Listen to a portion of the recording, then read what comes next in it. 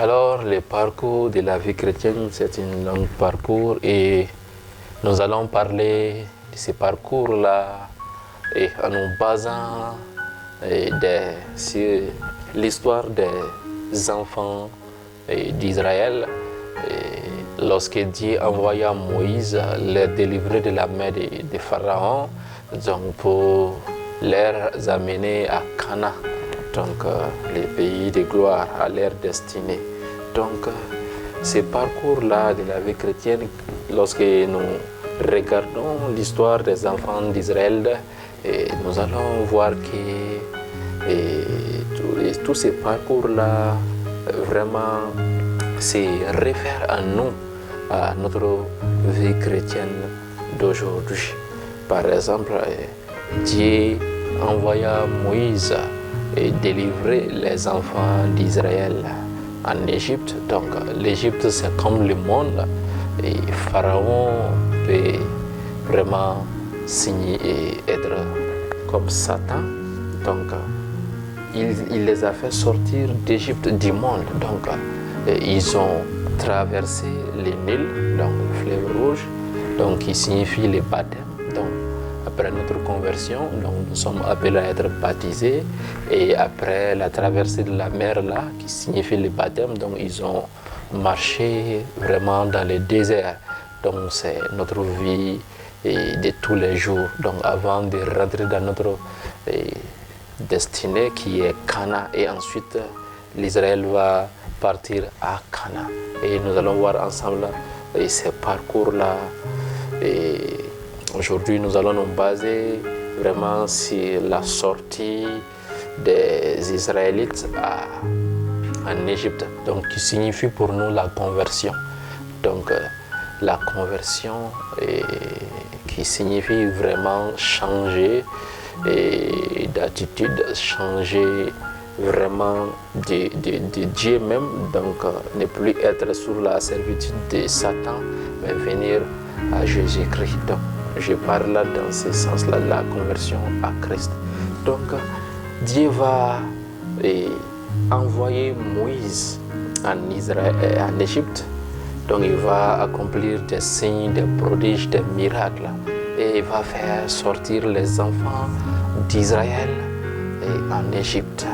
Donc, Exode 14, les versets 11. Donc, nous allons voir que lorsque les enfants d'Israël furent sortis d'Égypte, donc ils furent convertis, ils ont été retirés de la main de Satan, donc de l'ennemi de Pharaon. Donc, ils viennent maintenant, donc ils doivent traverser la mer Rouge qui est le baptême. Donc, ils ne sont pas baptisés d'abord, ils ont juste été convertis. Donc, d'Égypte maintenant à Dieu. Ils sont maintenant sous la domination de Dieu. Donc, c'est Dieu qui les conduit, c'est Dieu qui les garde maintenant.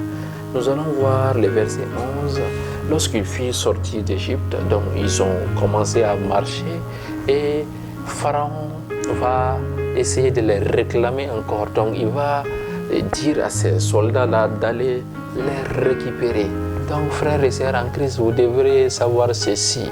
Lorsque vous donnez votre vie au Seigneur Jésus-Christ, que vous êtes convertis, ce n'est pas fini. C'est le commencement même d'une grande bataille qui est là. Car Satan va essayer vraiment de vous réclamer. Donc, il va vraiment vous poursuivre, comme Pharaon a essayé de poursuivre les enfants d'Israël. Il va essayer de vous poursuivre. Mais sachez bien cela, Dieu est avec vous. Dieu ne va pas vous laisser tomber.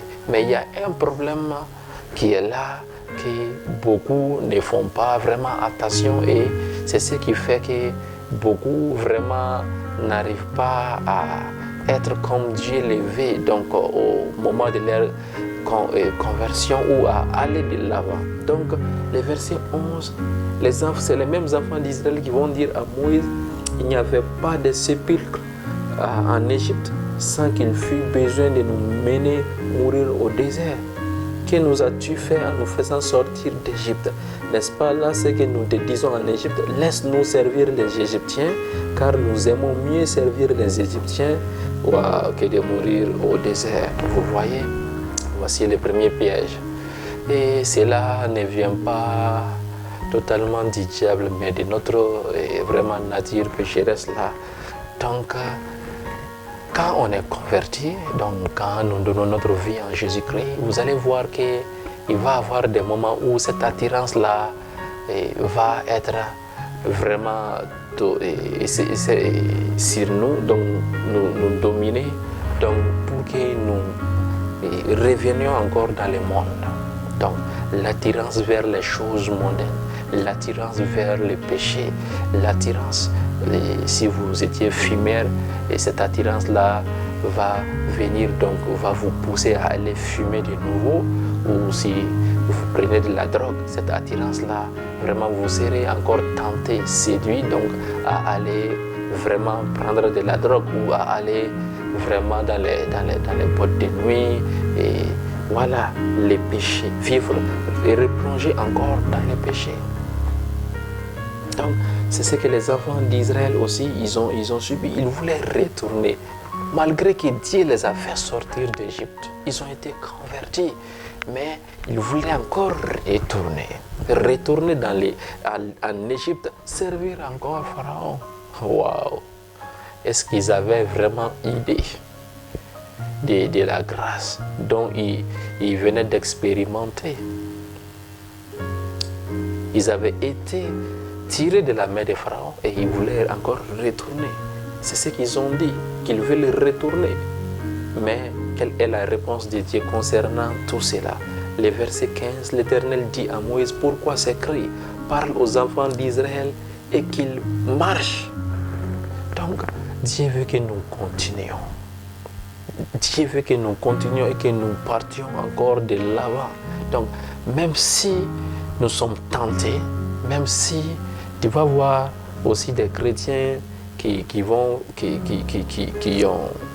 fait plus de 40 ans ou 30 ans dans l'église, qui sont à ce même stade, hein, ils n'ont pas vraiment fait l'expérience de la vraie conversion.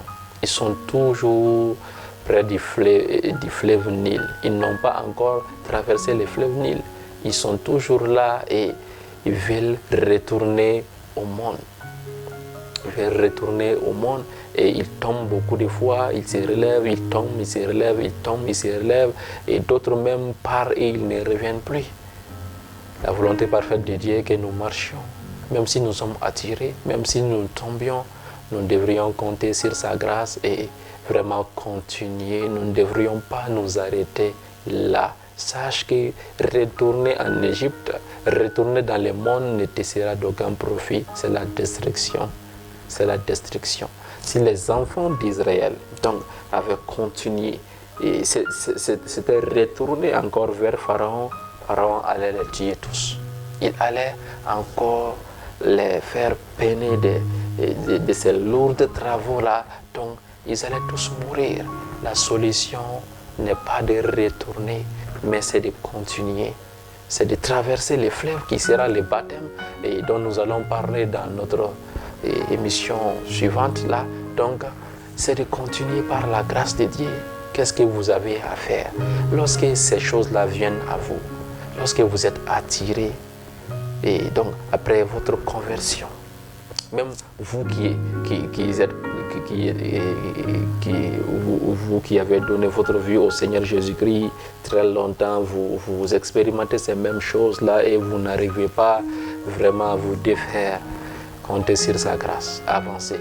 Dis Seigneur, je suis attiré, je suis même tombé, mais par ta grâce, je vais continuer, par ta grâce, je me relève, je continue.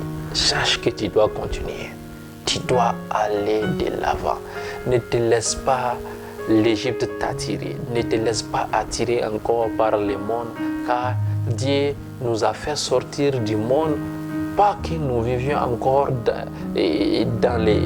sous l'influence mondaine là, non, mais que nous soyons son peuple, que nous vivions pour lui, que nous soyons uniquement pour lui.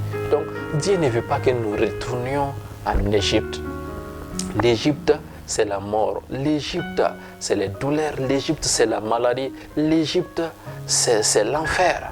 Donc, Dieu ne nous a pas fait délivrer de la main de Pharaon du monde là pour que nous retournions encore, mais il veut que nous avancions, mais par sa grâce. Et c'est ce qu'il dit à Moïse, qu'il marche. Donc, continue, marche. Donc, va de l'avant en comptant sur sa grâce. Comptant sur sa grâce. Dis Seigneur, je ne peux pas, mais toi tu peux. Je ne peux pas, mais toi tu peux. Je m'appuie sur l'œuvre achevée de Christ, sur la croix là, et j'avance. Et la grâce là va vous soutenir. Vous allez encore aller de l'avant. Vous allez expérimenter les autres étapes de la parcours chrétienne. Demeurer béni et demeurer dans sa grâce au nom de Jésus. Amen.